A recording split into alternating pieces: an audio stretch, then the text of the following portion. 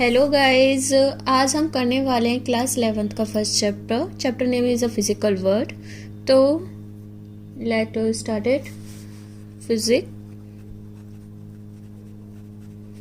Chapter कर रहे हैं हम फर्स्ट, फिजिकल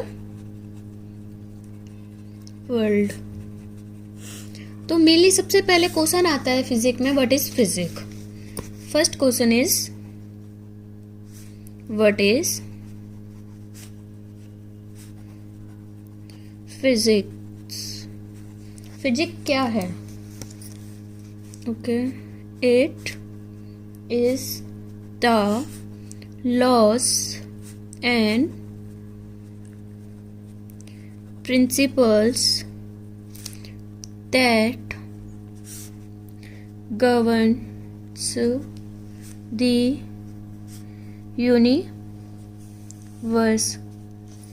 वो लॉ और वो प्रिंसिपल जो हमें पूरी यूनिवर्स के बारे में बताता है, जो भी हमारे यूनिवर्स में मूवमेंट्स होती हैं, इट इज़ अ फिजिक, वह फिजिक है।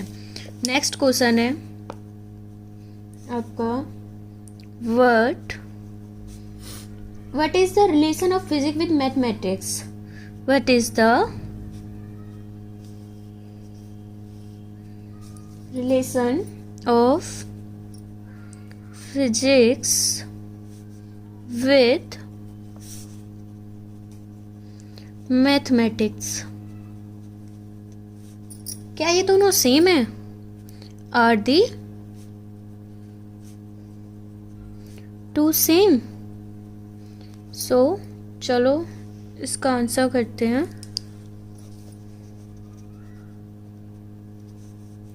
Physique is incomplete without mathematic. Physic अधूरी है मैथमेटिक के बराबर। Physic is incomplete without mathematics. Okay, या फिर mathematic is incomplete physic. Okay, next करते हैं। हमारा नेक्स्ट टॉपिक है two fundamental principle in physic. Two fundamental principles in physics. Okay, let's do it. First है आपका यूनिफिकेशन,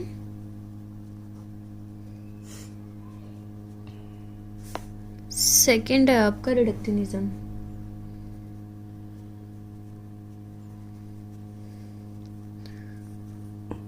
ओके। तो करते हैं हम फर्स्ट यूनिफिकेशन। मतलब करते हैं, चलो अटेम्प्ट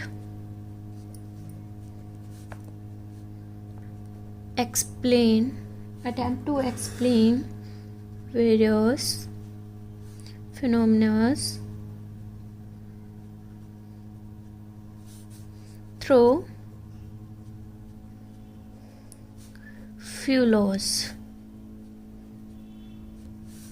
एग्जाम्पल है आपका, मतलब वो चीज जो बड़ी चीज को छोटे में बोले, बड़ी चीज को छोटे में कहे, यानी मोशन ऑफ प्लैनेट। मतलब प्लैनेट का मोशन करना बड़ा है पर उसे छोटे में कह रही है मोशन ऑफ प्लैनेट। उसका काम बड़ा है पर कहना छोटा हो रहा है।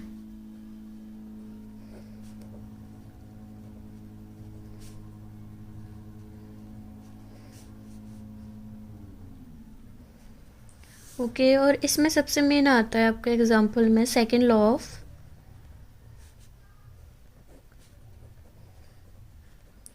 थर्मोडायनेमिक। ओके, ये भी वही है, जैसे कि हमने हाथ को रफ किया अपने को, उससे हीट प्रोड्यूस हुई। अब हम आग या फिर आग पे अपने हाथ सेकते हैं, क्या उससे हीट प्रोड्यूस होती है? वो ऑटोमेटिकली गर्म हो रहे हैं।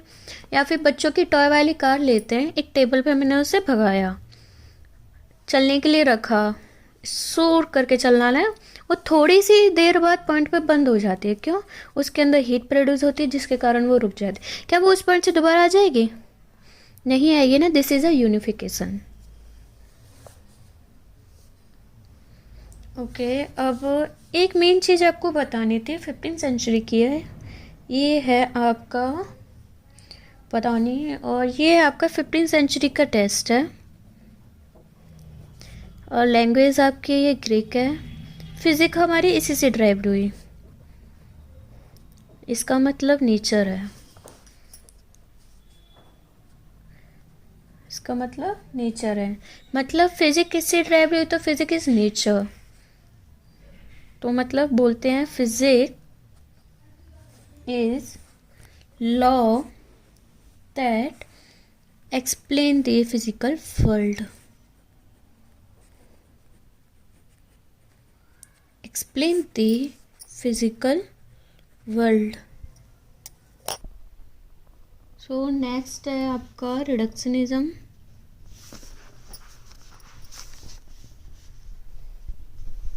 रिडक्शनिज्म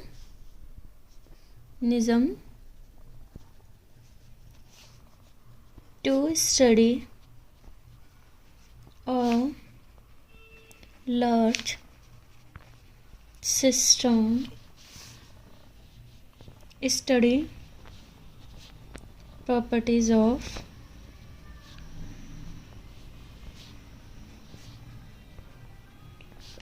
constituent particles, यानी बड़ी सी चीज़ को छोटे छोटे छोटे पार्टों में डिवाइड करके पढ़ना। एग्जाम्पल है आपका जनरेटर। सबसे पहले आप इसमें क्या पढ़ोगे, ब्रशेस के बारे में पढ़ते हो, इसके छोटे छोटे पार्टों के बारे में तो पढ़ते हो। ऐसा छोड़ी ना घुमाया घुर घुर करके अपने आप पे स्टार्ट हो गया। स्प्लिट स्ट्रिंग्स के बारे में पूरा फंक्शन होता है कि कैसे घूमा, उसके बारे में पढ़ोगे तभी तो आप कोई नया डिवाइस क्रिएट कर पाओगे। आपका आर्मेचर हो गया एक्सेट्रा, इसके बारे में पढ़कर मतलब बड़ी सी चीज़ को छोटे छोटे पार्ट्स में डिवाइड करके पढ़ना इज अ रिडक्शनिज्म। तो आपके मैक्सवेल साइंटिस्ट थे, ये इन्होंने 4 इक्वेशन ड्राइव की थी। आपकी फर्स्ट इक्वेशन है complete electrostatic,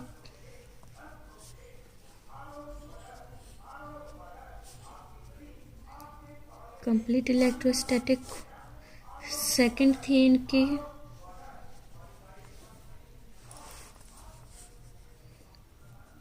complete electrodynamic,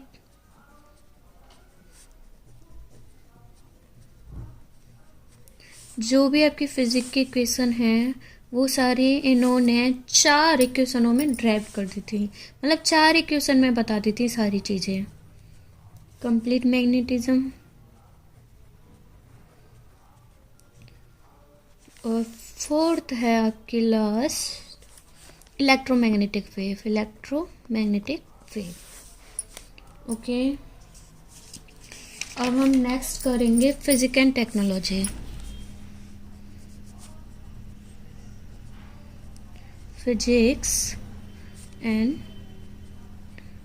technology, तो वट मतलब फिजिक्स का टेक्नोलॉजी से क्या रिलेशन है। तो न्यू फिजिक्स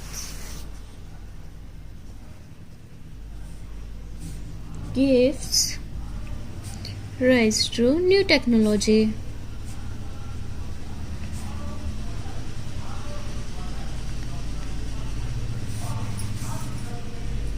ओके, जैसे कि आपने सबसे पहले पढ़ा सिलिकॉन चिप्स के बारे में। सिलिकॉन आपका वो है पीरियोडिक टेबल में जो आपका एक एलिमेंट है। उसके बाद सिलिकॉन चिप से आपने पढ़ा सेमीकंडक्टर के बारे में, मतलब फिजिक्स के द्वारा पढ़ के आपने सेमीकंडक्टर के बारे में पढ़ा। फिर सेमीकंडक्टर के बारे में पढ़ने के बाद आपने फिजिक्स के बारे में पढ़ा, उस चीज़ के बारे में पढ़ा, फिर आपने एक न्यू टेक्नोलॉजी जनरेट करी, वो है आपका लैपटॉप हो गया, मोबाइल हो गया और टीवी हो गई एटसेट्रा। फिर या फिर आप सेकेंड एग्जांपल ले सकते हैं इलेक्ट्रोमैग्नेटिक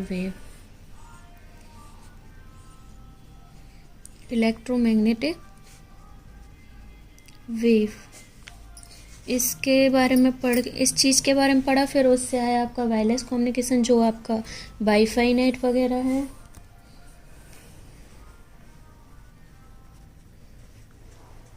वायरलेस कम्युनिकेशन छोटा चैप्टर है, वैसे इम्पोर्टेंट नहीं है, बट नॉलेज के लिए ठीक है। ऑलवेज कोई टीचर कराता नहीं है। नीट और जेईई में क्वेश्चन इसी से आते हैं, इसलिए मैंने कहा थोड़ा समझा देते हैं आपको। सेकेंड है आपका वीक न्यूक्लियर। ये 4 फोर्सेस हैं, जितनी भी आपके फोर्सेस हैं इन चारों से ड्राइव होती हैं। नाम अलग हो सकता है, बट ये 4 फोर्सेस ही हैं इम्पोर्टेंट। इन्हीं से बाकी सारी वो निकलती हैं फोर्सेस के नाम। फोर्थ है आपका strong nuclear wave.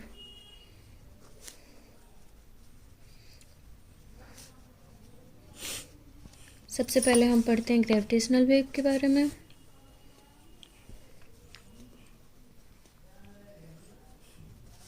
Snail force के बारे में।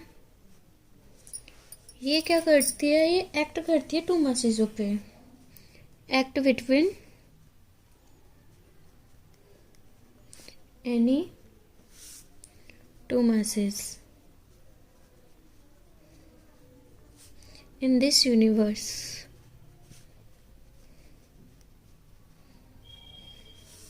इसका फॉर्मूला है, ये इम्पोर्टेंट है आपके लिए फॉर्मूला, आगे जाके आपको काम आएगा। ये R2 क्या है, यानी फर्स्ट मास के बीच में और सेकंड मास के बीच में जितना भी गैप है वो R2 है आपका। ये बिगेस्ट फोर्स है, सबसे ज़्यादा बिगेस्ट है।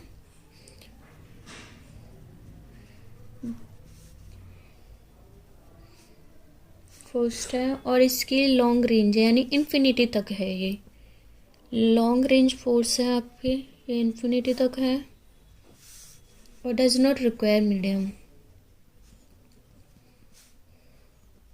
ये मीडियम रिक्वायर नहीं करती है, जैसे अर्थ और सन के बीच में फोर्स होना।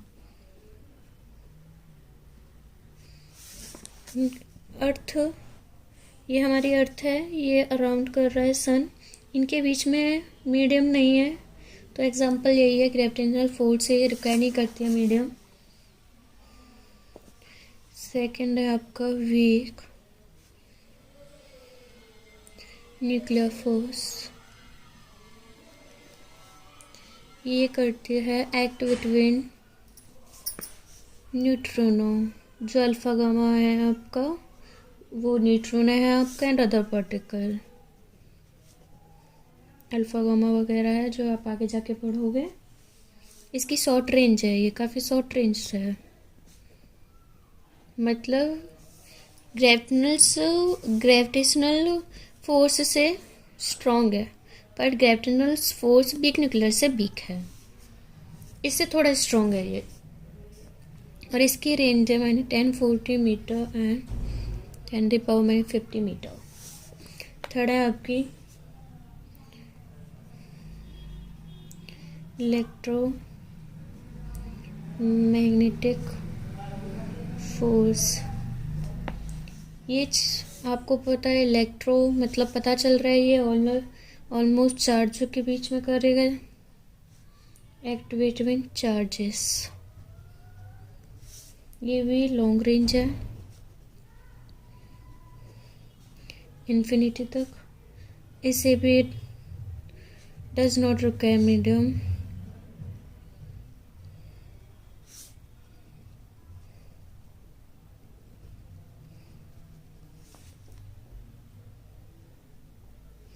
ये वीक न्यूक्लियर फोर्स आपको रेयरली मिलेगी, कहीं भी बड़ी मुश्किलों से मिलेगी आपको, ये rarely. Strong nuclear force between neutron proton neutron. इसमें स्ट्रॉन्ग न्यूक्लियर फोर्स में इलेक्ट्रॉन का कोई काम नहीं होता है, ये चार्ज इंडिपेंडेंट होते हैं।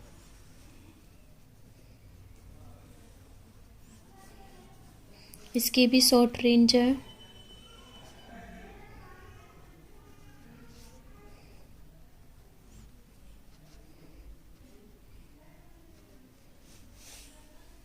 So guys this chapter is complete.